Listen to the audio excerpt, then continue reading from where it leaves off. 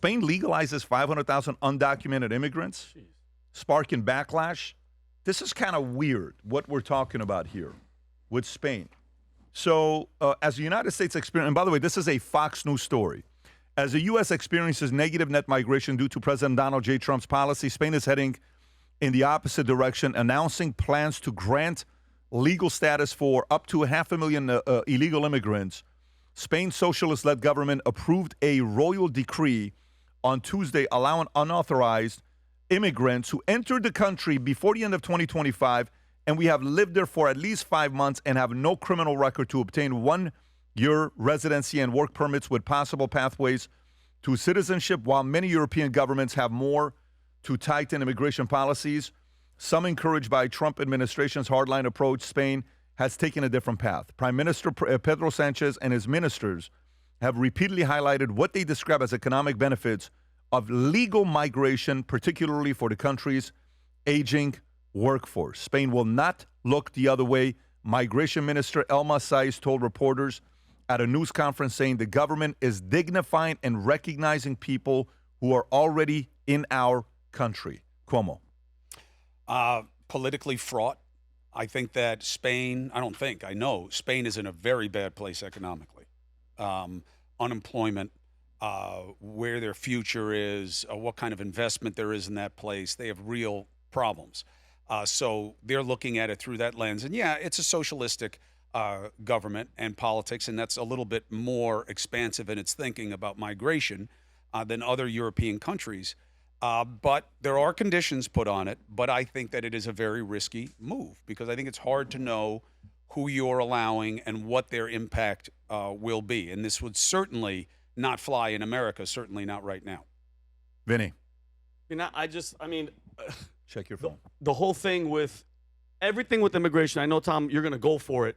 Everything from, especially UK and all these countries, they don't understand what this is going to do to the country. And going just really quick, Alex Preddy, why is everything happening in the country with all this ICE and everything? You know why?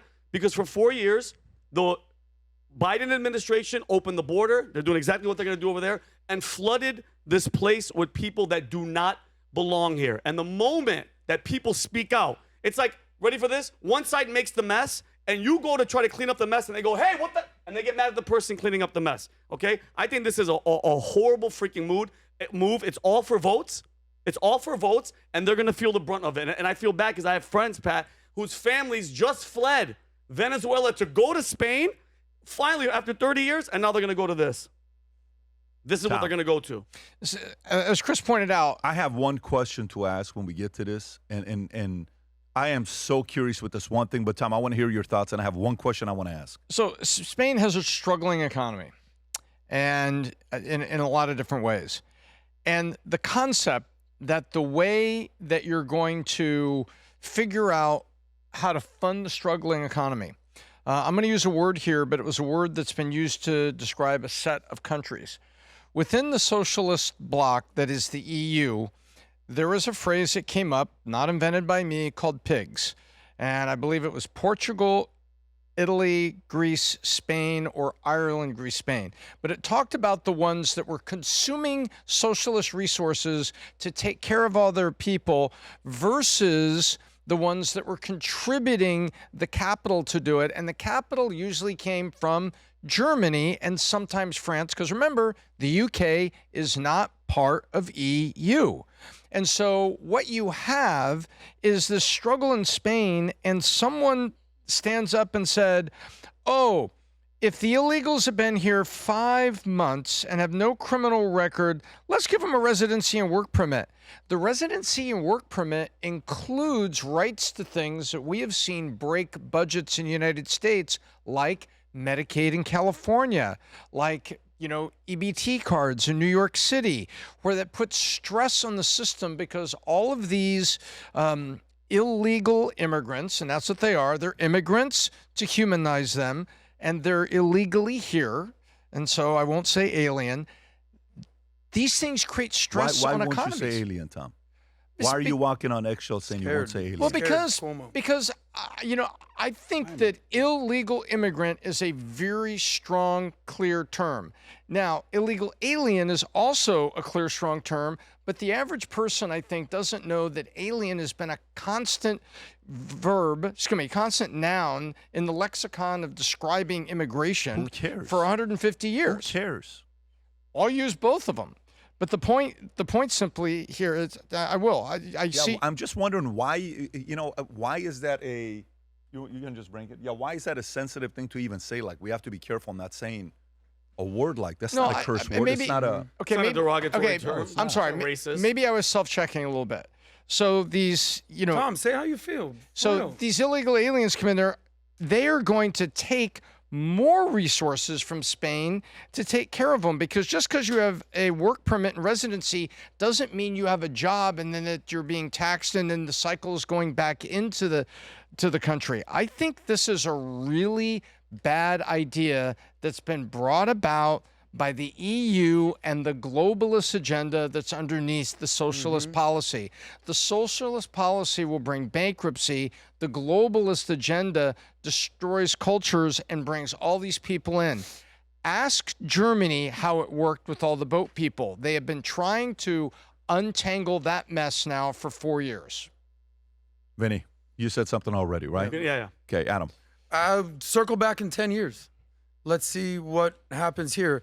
I've been very vocal that I wake up, I don't think about California. We see how this state is basically falling apart, and I wish them luck. I sure don't wake up and think about Spain. For one point, I used to wake up and think about London. I used to think about Paris. And at this point, guys, do what you got to do. We'll circle back in 10 years. What I will say is this. How many videos have we shown or seen of the guy, I think he was in Germany, or he's South African, he goes, "You're not going to tell me where I can film in my country? You're not going to..." This guy goes all over the world basically exposing what illegal immigration or immigration and globalism has done to all these amazing countries. Why is it that countries that have a culture, that have borders, are expected to take in the third world? If Europe wants to do it, God bless. All I want is that to not happen in America, and I think that's what a lot of patriots feel. But and Pat, I know you want to ask a question.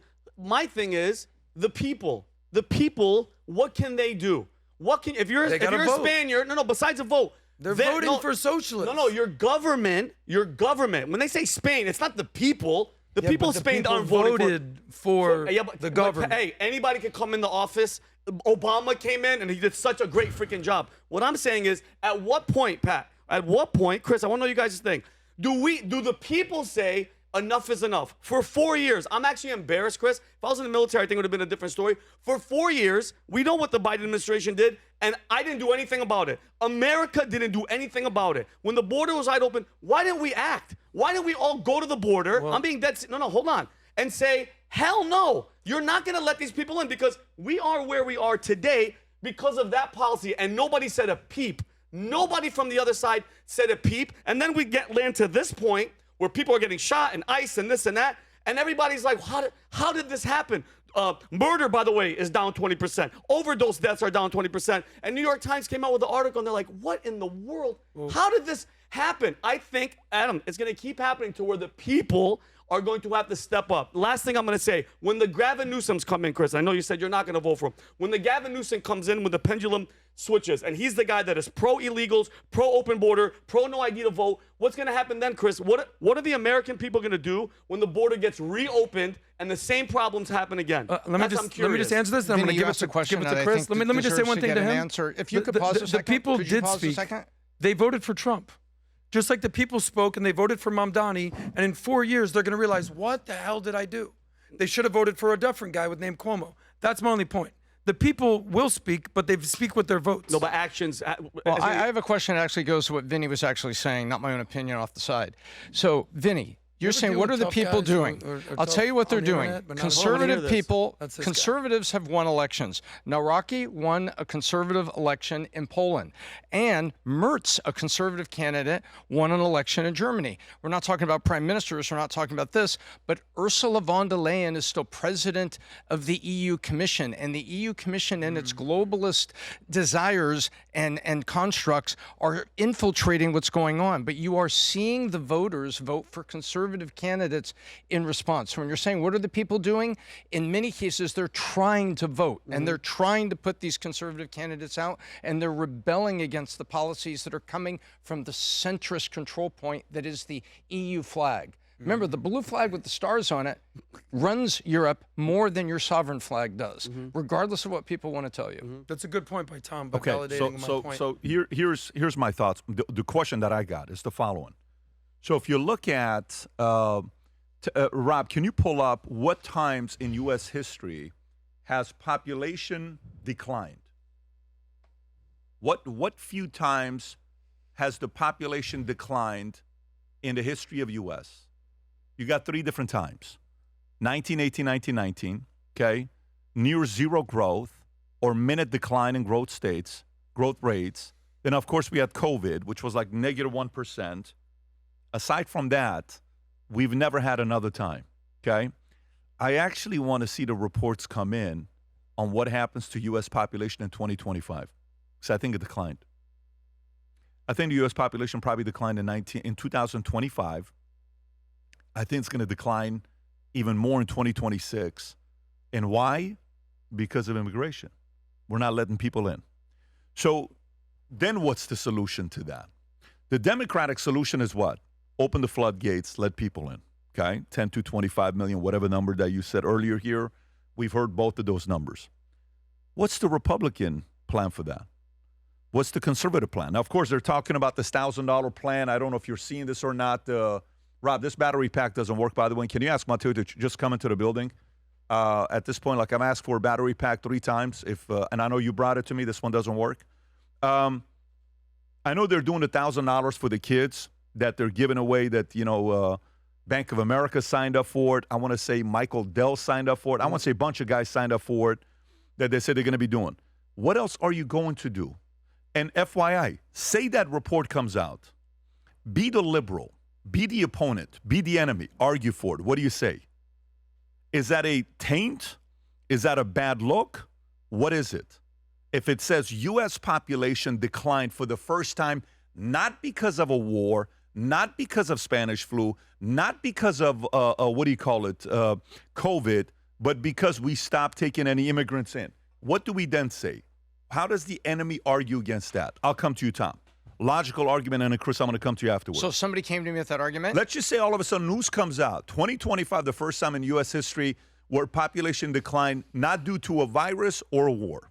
I would say, let's look at the underlying reasons and let's make them plain and understandable for people. Boomers, now the generation is passing away. Birth rate, because we've destroyed the concept of the American family and the pride of having children and doing things because we've become, so anti-family, we're having less children. And so we're responsible for our own shrinkage. These same headlines, ladies and gentlemen, are showing up in Japan. These same headlines are showing up in Korea because with the pride of having a family and building within the country has been replaced by this individualism and this socialism and this lie. And consequently, we're passing away right on time with actuarial tables, and we're not having children to replace it. That's what's going on, folks. That's what's going on. What would you say, Chris? There are people on the left who would say good, right, because they think the world is overpopulated. I think there are people on the right who would say good because they believe that the country is overpopulated. And then it would become about what we decide to make it mean. Okay? What does it mean? Does it mean that we are shrinking in a bad way, or are we getting stronger because we're concentrating our assets? And I think it would become a political football. And I think that the idea that the right doesn't have a plan or the left does is optimistic on both, though counterintuitive, because they're going to react, not act. So it will become a thing. Okay, if Pat's premise happens, we've gone down in population, we will feel some kind of way about it, right? And different people will make us feel that way. Then they'll react. And if it seems that, well, this is good, it's working, Trump's policy is working, if it's seen that way, you know what the right's plan is. Let's keep going this way, this works. And if it's, oh no, we overcorrected, then they'll have another one, and they'll encourage what Tom is talking about. Hey, what happened to our investment in our families? How come we're not having enough babies? So they'll react. to it. I don't know that on its face the population going down is inherently good or bad. I don't know. But I do think it will be shaped by our binary politics. Oh, I think the moment that news hits, you're going to hear mainstream media on the opposite side saying, look what happened. Do you now need your immigrants? What do you want to say now? Are you not going to open the borders and start accepting people that are coming in? Biggest mistake. Look what we're being impacted by. Companies can't hire people. Capitalism's being affected by it. Job creators need these immigrants that were at least willing to do the work. I think that messaging is going to go off. And all I'm saying is they got to find a way to get a message that incentivizes people to have kids again. And the way you do this $1,000 works. The IVF program thing that they announced, I think you saw that as well. I think I would be going a little bit deeper to find a way to go deeper on the story. I'm going to attack cost of living. I'll tell you whoever wants to win that argument goes all in on cost of living, because the whole problem for the American family is purchasing power, right? I mean, and you saw what happened. It took 3 days for the banks to get the administration to step off the credit card idea. 3 days. Yep. Oh, we talked to the banks. They're going to put out a Trump credit card that's 10%, but otherwise we'll let them figure it out. These are the big dogs. The banks, the health insurance companies, these are the big dogs, big pharma. If you take them on, you change the cost of living. If you change the cost of living, you change the ability to have kids. I think cost of living is a major factor. Affordability is a major factor. But I'll tell you what I think is the biggest factor, and that's feminism. We talked about this with Tate the other day. I think there's going to be a reawakening amongst women who have been sold a bill of goods to say, stop focusing on having kids, stop focusing on having a family, focus on your career, focus on your job, be a boss babe. I think young women are looking at the world saying, is this really what I want to do, compete with men?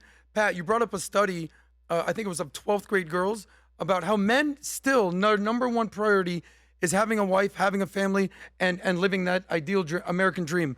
From women, it's now number 12. Women no longer want to grow up and have a family.